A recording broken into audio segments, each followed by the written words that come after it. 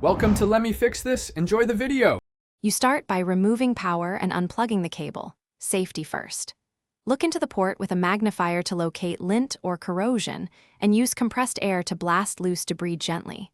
If you see foreign material, use a toothpick at an angle and scrape lightly. Avoid metal picks. Once done, inspect contacts for discoloration. That tells you whether cleaning or replacement is needed. Make sure to keep small parts organized and avoid touching contacts with bare fingers. Now clean the contacts. Dip a lint-free swab in isopropyl and swipe each contact in one direction to remove grime.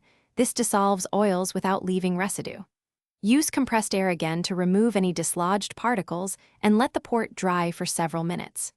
Re-inspect for bent or corroded pins. If pins are slightly misaligned, use a plastic tool to very gently nudge them back into place. Once satisfied, reconnect cable and test charging and data transfer to confirm repair progress. If cleaning fails or pins are visibly damaged, replace the lightning connector assembly or take the device to a qualified technician. Replacement fixes mechanical faults. Before replacing, verify with a known good cable and charger to rule out accessory issues. Once replaced, test charging, syncing, and accessory detection thoroughly. If you still have problems, back up your device and try a software restore. If issues persist, check warranty coverage or official service options.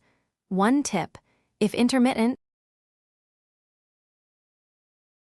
Thanks for watching. If you found this helpful, don't forget to like and subscribe.